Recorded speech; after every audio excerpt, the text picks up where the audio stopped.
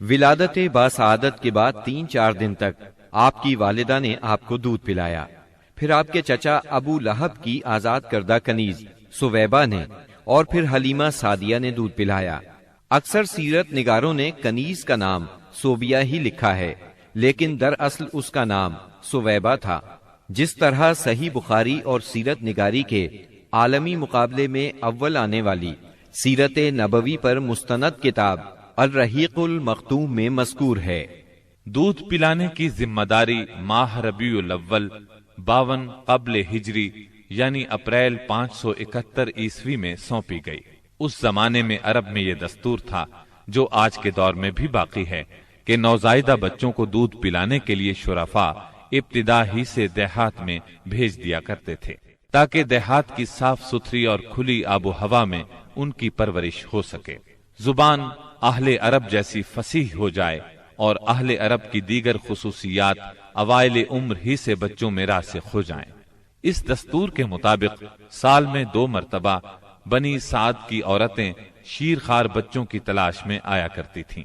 چنانچہ آپ کی پیدائش کے 8 دن بعد انہی عورتوں کے ساتھ حلیمہ سعدیہ بھی تشریف لائیں. دوسری عورتوں کو تو مکہ مکرمہ کے کھاتے پیتے گھرانوں کے بچے دودھ پلانے کے لیے مل گئے، لیکن حلیمہ سعدیہ خالی ہاتھ رہ گئیں. نبی کریم صلی اللہ علیہ وسلم چونکہ یتیم تھے اس لیے انعام و اکرام کی امید کم تھی، اس لیے کسی عورت نے ان کے گھر کی طرف توجہ نہ کی.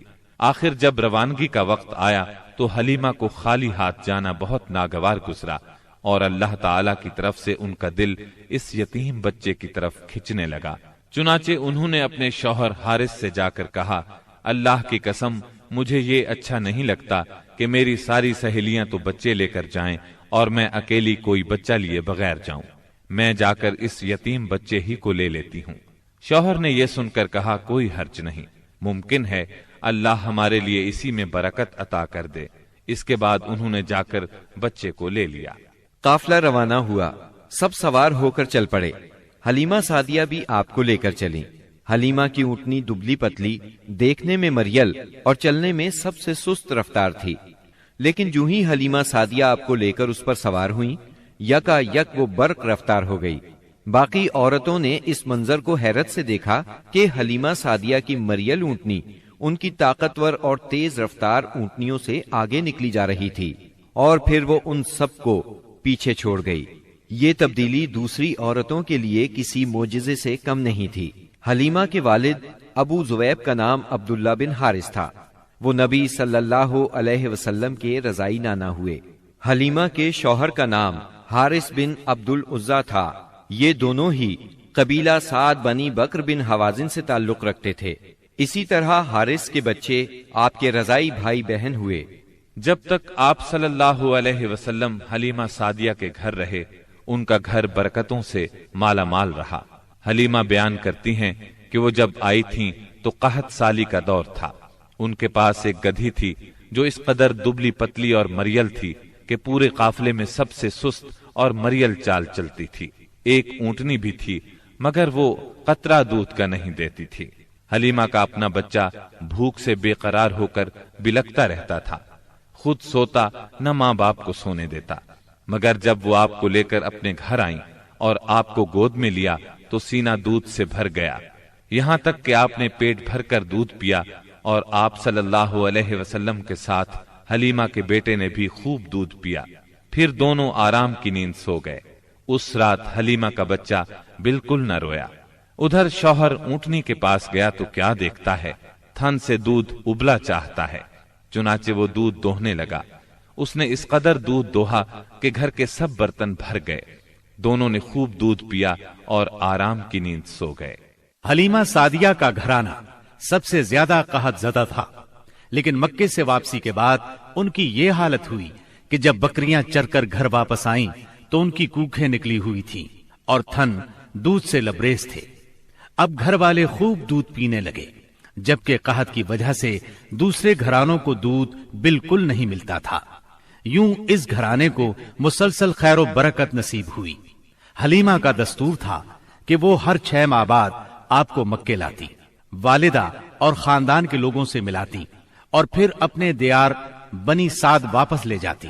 جب مدت رضاعت پوری ہو گئی تو دودھ چھڑا کر آپ کی والدہ کے پاس لائیں۔ اب تک وہ آپ کی وجہ سے خیر و برکت دیکھ چکی تھی، اس وجہ سے چاہتی تھی کہ آپ کو ابھی ان کے پاس ہی رہنے دیا جائے۔ چنانچہ انہوں نے آپ کی والدہ سے کہا، کیوں نہ آپ بچے کو ابھی میرے پاس ہی رہنے دیں تاکہ یہ اور مضبوط ہو جائے، مجھے مکے کی وبا سے ڈر لگتا ہے۔ والدہ اس پر راضی ہو گئیں اور حلیمہ آپ کو لے کر خوش خوش اپنے گھر آ گئیں۔ اس طرح آپ قریباً 2 برس تک وہیں رہے۔ پھر آپ کے سینہ مبارک کو چاک کرنے کا واقعہ پیش آیا۔ اس واقعے سے خوفزدہ ہو کر حلیمہ اور ان کے شوہر نے آپ کو آپ کی والدہ آمنہ کے حوالے کر دیا۔ انس بن مالک رضی اللہ عنہ بیان کرتے ہیں، آپ بچوں کے ساتھ کھیل رہے تھے کہ جبریل علیہ السلام تشریف لائے، آپ کو لٹا کر سینہ چاک کر دیا، پھر آپ کا دل نکالا اور اس میں سے ایک لوتھڑا نکال کر فرمایا، یہ تم سے شیطان کا حصہ ہے۔ پھر دل کو سونے کے تشت میں زمزم کے پانی سے دھویا اور واپس سینہ مبارک میں رکھ دیا۔ ادھر بچے دوڑ کر حلیمہ سعدیہ کے پاس آئے اور کہنے لگے، محمد کو قتل کر دیا گیا۔ وہ لوگ فوراً آپ کے پاس پہنچے، دیکھا کہ رنگ اترا ہوا ہے۔ سیدنا انس کا بیان ہے کہ میں نبی اکرم صلی اللہ علیہ وسلم کے سینے پر سلائی کا نشان دیکھا کرتا تھا۔ اس واقعے کے بعد آپ کو مکے پہنچا دیا گیا اور آپ نے اپنی ماں کے سایہ محبت میں اپنے خاندان کے اندر کوئی 2 برس گزارے۔ پھر والدہ، دادا اور ام ایمن کے ساتھ مدینہ منورہ کا سفر کیا، جہاں آپ کے والد کی قبر بھی تھی اور دادا کا ننھیال بھی تھا۔ آپ مدینے میں 1 ماہ رہ کر واپس ہوئے تو راستے میں آپ کی والدہ بیمار ہو گئیں اور مقام ابوا پہنچ کر انتقال کر گئیں۔ انا للہ و انا الیہ راجعون، انہیں وہیں دفن کیا گیا۔ اب بوڑھے عبد المطلب آپ کو لیے مکے پہنچے۔ ان کے دل پر آپ کی والدہ کی وفات کی وجہ سے گہرا اثر تھا۔ آپ کے لیے ان کے دل میں ایسی محبت پیدا ہوئی کہ خود ان کے اپنے بیٹوں کے لیے ویسی محبت نہ تھی۔ وہ آپ کی بہت قدر کرتے، اپنی اولاد سے بڑھ کر چاہتے، خوب اکرام کرتے، اپنے لیے تیار کرائے گئے خاص فرش پر انہیں بٹھاتے، اس فرش پر کسی اور کو نہ بیٹھنے دیتے، پیٹھ پر ہاتھ پھیرتے، آپ کی نقل و حرکت دیکھ کر خوش ہوتے۔ انہیں یقین تھا کہ مستقبل میں آپ کی نرالی شان ہونے والی ہے، لیکن ابھی آپ کی عمر 8 برس 2 مہینے کی ہوئی تھی کہ عبد المطلب بھی انتقال کر گئے۔ اب آپ کے چچا ابو طالب نے آپ کی کفالت کا بیڑا اٹھایا۔ یہ آپ کے والد کے سگے بھائی تھے، انہوں نے بھی آپ سے خاص رحمت اور شفقت برتی۔ وہ مالدار تو نہ تھے، لیکن آپ کی کفالت کے بعد اللہ تعالیٰ نے ان کے تھوڑے سے مال میں اس قدر برکت دی کہ ایک آدمی کا کھانا پورے کنبے کے لیے کافی ہو جاتا تھا۔ خود آپ بھی صبر و قناعت کا نمونہ تھے، جو ملتا اسی پر قناعت فرماتے۔ جب آپ کی عمر 12 برس اور کہا جاتا ہے کہ مزید 2 ماہ اور 10 دن ہوئی تو آپ کے چچا ابو طالب نے تجارت کے لیے ملک شام جانے کا ارادہ کیا۔ آپ کو ان کی جدائی بہت گراں گزری۔ ابو طالب خود بھی متاثر ہوئے، لہٰذا آپ کو اپنے ساتھ لے لیا۔ قافلہ ملک شام کی حدود میں پہنچا تو شہر بصرہ کے قریب پڑاؤ کیا۔ بحیرہ نامی عیسائیوں کا ایک راہب اپنے گرجے سے نکل کر ان کے پاس آیا اور قافلے کے درمیان سے گزر کر نبی صلی اللہ علیہ وسلم کے پاس پہنچا۔ پھر آپ کا ہاتھ پکڑ کر بولا، یہ دنیا کے سردار ہیں، پروردگار عالم کے رسول ہیں، اللہ انہیں رحمت عالم بنا کر بھیجے گا۔ میں انہیں مہر نبوت سے بھی پہچانتا ہوں۔ یہ کندھے کے نیچے نرم ہڈی کے پاس سیب کی طرح ہے، اور ہم اس کا ذکر اپنی کتابوں میں بھی پاتے ہیں۔ پھر اس نے قافلے کی دعوت کی اور ابو طالب سے کہا، انہیں یہاں سے واپس بھیج دیں، ملک شام نہ لے جائیں، کیونکہ انہیں یہودیوں سے خطرہ ہے۔ اس پر ابو طالب نے غلاموں کے ہمراہ آپ کو مکے بھیج دیا۔ جب آپ کی عمر 15 برس ہوئی تو ذیقات کے مہینے میں اوکاس کے بازار میں ایک لڑائی ہوئی۔ اس لڑائی میں ایک طرف قریش کے قبائل تھے اور دوسری طرف قیس اور اعلان کے قبائل تھے۔ دونوں میں گھمسان کا رن پڑا، فریقین کے کتنے ہی آدمی مارے گئے، لیکن پھر انہوں نے صلح کر لی اور طے پایا کہ دونوں طرف کے مقتولین گنے جائیں۔ جدھر زیادہ ہوں ادھر والے زائد مقتولین کا خون بہا لے لیں۔ اس کے بعد جنگ ختم ہو گئی اور باہمی دشمنی کو ختم کر دیا گیا۔ اس جنگ میں نبی کریم صلی اللہ علیہ وسلم بھی شریک تھے، لیکن آپ نے لڑائی میں براہ راست حصہ نہیں لیا، اپنے چچاؤں کو تیر تھماتے تھے۔ اس جنگ کا نام جنگ فجار ہے۔ یہ نام اس لیے مشہور ہوا کہ اس میں حرام مہینے کی حرمت پامال کی گئی۔ فجار نام کے واقعات 4 بار پیش آئے، ہر سال ایک واقعہ پیش آتا رہا۔ جنگ فجار والا واقعہ آخری تھا۔ اس سے پہلے کے 3 واقعات میں ہلکے پھلکے جھگڑے ہوئے، شدید لڑائی صرف اسی چوتھے واقعے میں ہوئی۔